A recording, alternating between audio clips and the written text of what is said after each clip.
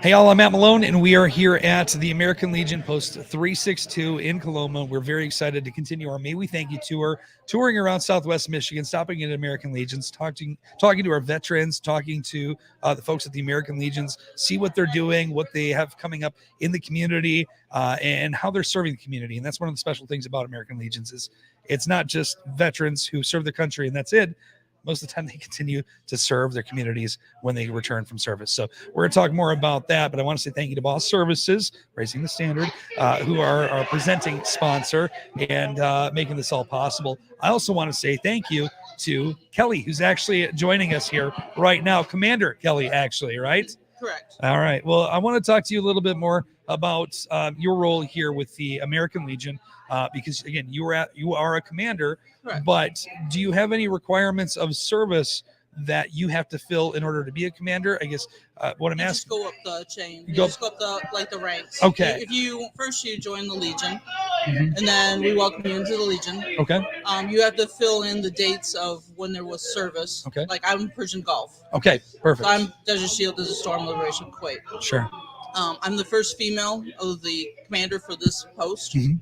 It's all been men. I'm the first one. I think it was back in 2019, right before the COVID Sure. hit. That's when I took commandship. Commander is just basically where you look after everybody. You have, I don't know what you want to call it, like give out different things to different people. Like there's commander, Delegation first vice, of second roles. vice, Sure. Adjutant. Then we have service commander. We have service officer, which we don't have right now because our service officer passed away. Oh, I'm sorry to hear that. Yeah, he was a good man. But we do a lot of things. We do the football games for Coloma. Okay. Sometimes we do the flag raising. We do military rights. We do a lot of things. We try to be as much part of the community as we can be.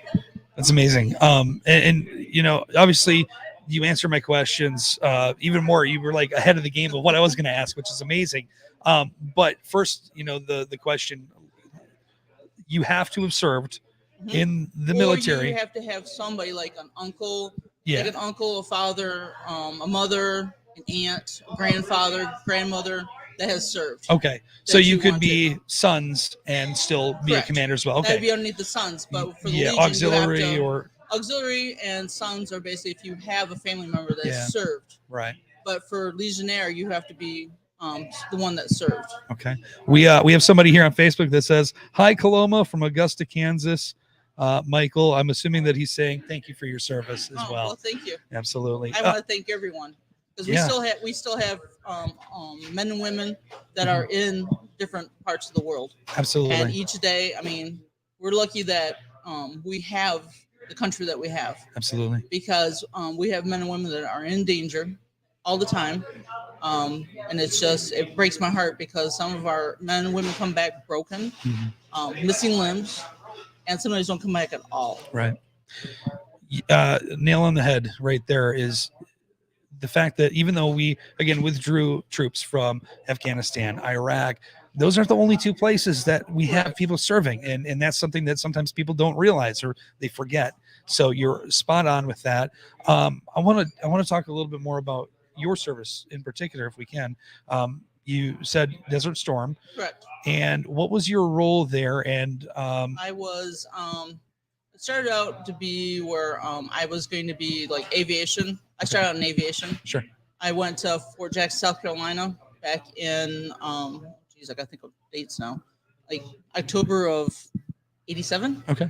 And then I did my 9 weeks there, and I came home, and I went to AIT school, which was helicopters with sheet metallist and honeycomb fixture. That was for 16 weeks in Fort Eustis, Virginia. Then I came back home, and then I left for Germany. So I was stationed in Germany for 5 years, or 4.5, my 5-year active duty. Mm-hmm. And then we jumped from Stuttgart, or actually Nuremberg, to Saudi Arabia. Oh. Did you ever consider re-enlisting and continuing the service, or? I was going to, but then I injured my knee. Okay. And that seems to be a story that I think if you served your time, a majority of the time, you want to re-enlist. You want to keep doing what you're doing. Part of the reason I'm sure is because you know the job, you know what you're doing for the most part, and you're really good at it.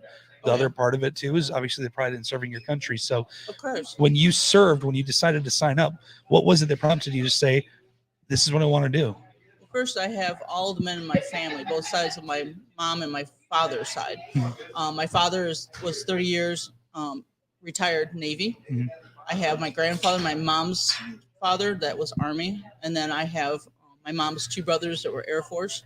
I have my two uncles that were Marine Corps, and then I was Army. I was the only female that, on both sides that went into the military. Wow. Plus, I didn't want my folks to basically shell out the amount of money for college, Sure. and I wanted to see the world.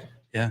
And my father, before he got out, he was a recruiter, so he took me Oh, wow. to the Rod and Gun Club in Coloma, taught me how to Great shoot. place. Love that Oh place. yeah, Yep. remember there. Yep. He taught me how to shoot, and he wanted me to be familiar with weapons in case one went off, that I didn't get afraid and then pull the trigger and end up shooting someone. Mhm.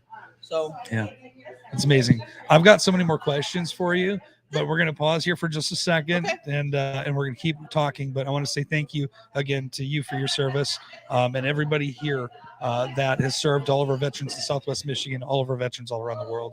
It takes a special person to make a decision like what you made, to say I want to serve my country, something that a lot of us can't say that we did. So least we can say is thank you. And we are going to continue our conversation here at the American Legion Post 362 in Coloma. If you come by and you make a donation here to us today, we're going to get you this May We Thank You t-shirt, in which 100% of the donations actually are going to stay here in Coloma. So come by, get yours, and we're going to, again, keep our conversation going here, as we're going to be here till 6 o'clock with Southwest Michigan's 97.5 Y Country.